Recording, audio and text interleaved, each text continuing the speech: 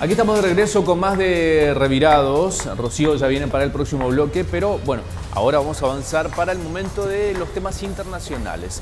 Bien, hubo otro Brexit. Recordemos que estuvo el Brexit de Inglaterra, que fue un referéndum como para que los británicos voten si estaban a favor o no de salirse de Europa, de la Comunidad Europea. Decidieron salirse. Después estuvo el Brexit en Colombia por la paz, donde ganó el no. Y ahora hubo una especie de Brexit también en Italia, donde se votó por el no a la reforma impulsada por Matteo Renzi, que debió renunciar. Acerca de todo esto y partiendo por Italia, comenzamos esta ruta por temas internacionales con Carlos Serenelli.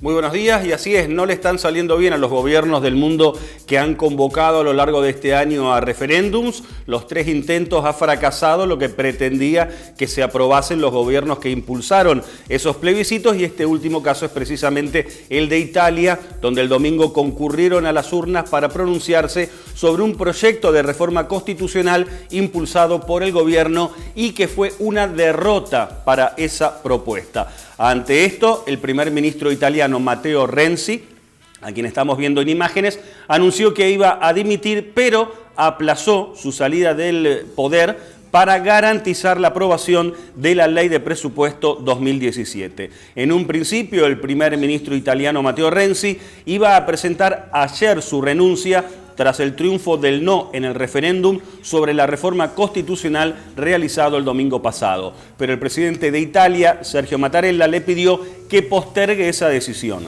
El no a la reforma constitucional impulsada por Renzi consiguió el 59,95% de los votos. Es decir, que de cada 10 italianos, 6 votaron en contra de la propuesta del gobierno y 4 a favor. Tras ello, el primer ministro asumió la responsabilidad de la derrota y confirmó que dimitirá, tal como había anticipado antes del referéndum que haría si ganaba el no. La salida del poder del primer ministro italiano, que se concretaría la próxima semana, agita al mundo político italiano y genera mucha incertidumbre. Ante este panorama no se descarta que el presidente convoque elecciones anticipadas, pero lo más probable es que nombre a una personalidad por encima de los partidos para que dirija un gobierno técnico encargado de reformar la actual ley electoral. Para entender, el sistema de gobierno de Italia es distinto al de la Argentina.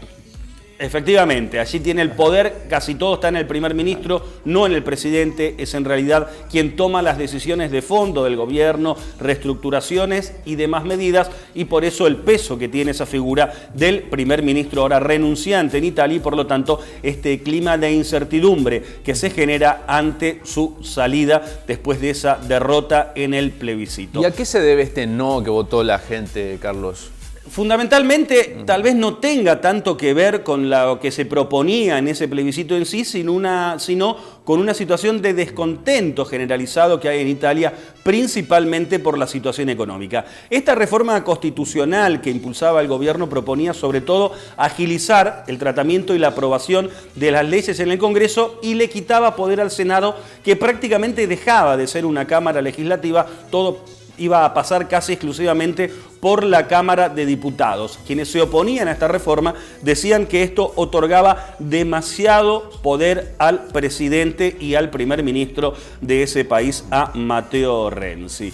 Matteo Renzi, quien ahora renuncia, llegó al poder en febrero de 2014 con un programa que contemplaba muchas reformas, pero no convenció a los ciudadanos, ya que Italia logró recuperar el crecimiento, pero no lo suficiente como para cambiar la situación del país, y ese descontento ciudadano puede haber tenido mucho que ver, como decíamos, en esa victoria del no en este referéndum. La campaña por el no fue liderada por los partidos Forza Italia de Silvio Berlusconi, el Movimiento 5 Estrellas, la ultraderechista Liga Norte e incluso un sector del propio partido de Matteo Renzi, el Partido Demócrata. Y además las encuestas indican que para las elecciones próximas en Italia no va a ganar el actual partido gobernante, sino un partido outsider prácticamente, como lo es el Movimiento 5 Estrellas, y también tendría un gran protagonismo Forza Italia, como decíamos, de Silvio Berlusconi, en lo que parece ser un nuevo auge de la derecha en Europa, como ocurrió también en las elecciones que hubo en Austria. Que afortunadamente no ganó la ultraderecha, ¿no? Del partido fundado por ex miembros de la SS, Hofer, si no me equivoco, era el que perdió las elecciones por pocos votos ante Van der Bellen, un ecologista que afortunadamente tendrá su próximo mandato en Austria. Así es, pero el poder de la derecha está creciendo significativamente allí en Europa. Vamos a cambiar de tema, venimos ahora a Latinoamérica. Se siguen produciendo novedades en Brasil de la mano de la cuestión judicial vinculada a la política en medio de ese gran escándalo de corrupción que sacude a ese país. La última novedad es la suspensión como presidente del Senado de Renan Calheiros, que fue decidido por la Corte Suprema de Justicia de Brasil. Calheiros está acusado de malversación y es considerado por muchos brasileños como un símbolo de la corrupción. La Corte aceptó así una medida cautelar presentada por el partido opositor Rede, que sostiene que una persona que enfrenta un proceso judicial no puede mantenerse en la línea de sucesión presidencial. Con esta decisión judicial, el presidente Michel Temer pierde a un aliado de gran importancia para aprobar sus políticas de austeridad. Calheiros es del mismo partido que el presidente del país, el PMDB. El Supremo Tribunal Federal de Brasil decidió la semana pasada juzgar a Calheiros por malversación de fondos, por desviar dinero público para pagar una pensión alimenticia de una hija nacida de una relación extramatrimonial. La causa data del año 2007 y es el primer proceso judicial que se abre en su contra, pero enfrenta además Calheiros más de 10 investigaciones, muchas de ellas relacionadas con la red de sobornos de Petrobras. Por otra parte, miles de brasileños salieron a las calles el domingo para protestar contra la corrupción y pidiendo precisamente la salida de Calheiros de su cargo, quien deja de ser presidente del Senado, pero no senador, ya que conserva su banca. El senador Calheiros es visto como uno de los principales promotores de una serie de leyes con las que el Congreso ha intentado frenar las investigaciones del caso Petrobras, la mayor trama de corrupción en la historia de Brasil. Además, por el intento de aprobación de una ley que daría impunidad ante la justicia a los cargos públicos de Brasil, los fiscales que investigan la red de sobornos en Petrobras amenazaron con renunciar en bloque. Por lo tanto, nuevo sacudón político-judicial en Brasil. Todo en medio de protestas en Brasil y críticas hacia el gobierno de Michel Temer por un recorte en distintas áreas, y el más preocupante de todos es el recorte al gasto social hasta el 2020 planificado por este gobierno. Como medida para reducir el déficit, pero evidentemente precisamente con un muy alto costo social y manifestaciones contra el gobierno de Temer que se están replicando prácticamente todas las semanas.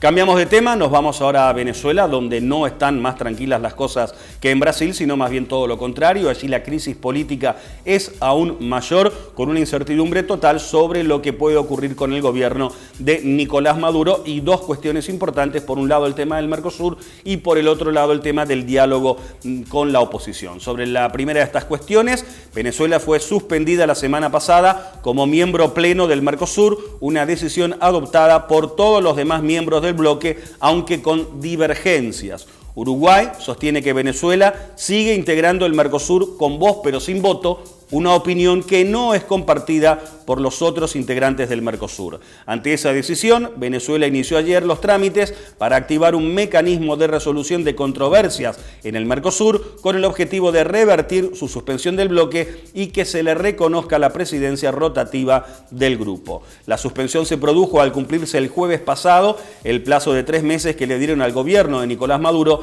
para incorporar a su legislación una serie de disposiciones comerciales y políticas, incluida la de respeto a los derechos humanos. La decisión de Mercosur de suspender a Venezuela desató la ira del presidente Nicolás Maduro, quien afirmó que Venezuela no reconoce esa decisión, a la que calificó de espuria. Por otra parte, el diálogo iniciado entre el gobierno y la oposición venezolana está al borde de la ruptura. Esto ante la escasa posibilidad de que el gobierno acepte las exigencias de la oposición para no abandonar la mesa de diálogo. La realización de la tercera ronda de conversaciones está pautada para hoy, pero es probable que no se realice. El negociador de la oposición, Carlos Ocaris, dijo ayer que la reunión se realizará solamente si el gobierno cumple. Y el número 2 del chavismo, Diosdado Cabello, dio por hecho que la oposición no acudirá. El diálogo comenzó el pasado 30 de octubre y cuenta con el acompañamiento del Vaticano y la Unión de Naciones Sudamericanas, UNASUR. Bueno, toda una fuerza entonces intervencionista en Venezuela, aparte de la oposición en ese país que está forzando como para que Nicolás Maduro de alguna manera u otra tenga que dar un paso al costado como presidente, también está la presión internacional, podríamos decir de alguna manera. Y muy rechazado obviamente por el presidente Nicolás Maduro, que sostiene que todo esto es una conspiración para derrocarlo. Cambiamos una vez más de tema, nos vamos ahora informativamente a Cuba, donde está iniciándose la era post-Fidel Castro tras la muerte del líder revolucionario. No hay indicios de momento de cómo afectará la muerte de Fidel al gobierno de Raúl Castro. El hermano menor de Fidel se ha ido alejando despacio, pero de forma constante en los últimos años del legado de Fidel en sus 10 años de Raúl Castro en el poder, introduciendo varias reformas de libre mercado y reanudando las relaciones diplomáticas con Estados Unidos. Meses antes de morir, Fidel Castro criticó públicamente a Estados Unidos y al capitalismo, pero no estaba claro si sus observaciones tuvieron un efecto concreto en las decisiones de su hermano. Hay quienes afirman que ya sin Fidel, Raúl Castro tendrá mayor poder de maniobra al no tener que enfrentar las presiones de su hermano. Por lo pronto, el mandatario cubano deberá enfrentar la desaceleración de la economía muy golpeada por la crisis en Venezuela. Los restos de Fidel Castro, quien murió hace 10 días, fueron sepultados el domingo tras una semana de funeral y homenajes. Y vamos a hablar en último lugar de Colombia, donde avanza el nuevo acuerdo de paz con la guerrilla de la FARC, pese a la oposición de buena parte de la ciudadanía que, recordamos, en un plebiscito había votado por el no al primer acuerdo de paz. Por eso se hizo modificaciones en aquel acuerdo, se llegó a un segundo acuerdo que no es sometido a plebiscito y que ahora el Congreso de Colombia ratificó el miércoles para poner fin con este acuerdo a una confrontación de medio siglo. No va a entrar a referendo, entonces. No va a entrar a referéndum. Con la aprobación del Congreso ya entró totalmente en vigencia este nuevo acuerdo de paz con la FARC. Era algo de lo que hablábamos fuera de cámara, ¿no? Parece ser que todos los referendos o referéndums salieron a favor del no, entonces por ahí es una buena idea el hecho de no presentar la propuesta al público por temor a que diga que no también. Sí, le pasó a Inglaterra, bueno, a Gran Bretaña, le pasó a Italia, le pasó a Colombia y bueno, y ahora en esta ocasión, como decías, le pasó también a Colombia y como saben que volvería a pasar muy probablemente, por eso no va a referéndum este plebiscito, a este acuerdo de paz con la FARC, que ya tiene vigencia plena tras esa aprobación en el Congreso. La votación fue de 130 congresales a favor y 0 en contra del total de 166 representantes en la Cámara. La bancada opositora, representada por el Centro Democrático del expresidente Álvaro Uribe, optó por abandonar la sala momentos antes de la votación, tal como había hecho antes, la semana anterior, en la votación en el Senado. La decisión del Congreso de aprobar este acuerdo de paz fue inmediatamente celebrada en Twitter por el presidente Juan Manuel Santos como un histórico respaldo a la paz. Y con esto cerramos nuestro resumen internacional de esta semana. Bueno, muchas gracias, Carlos Serenelli. Hoy durante todo el año con todos los temas internacionales. Pueden seguirlo también en el diario El Territorio, en su versión impresa, en su versión digital, donde también escribe y cada tanto pueden verlo en alguna de las columnas que forman parte de la página número 2 del diario El Territorio. Carlos, muchas gracias y hasta la próxima semana. Muchas gracias, hasta el próximo martes. Y nosotros vamos a una pausa y ya volvemos con el último bloque de Revirados.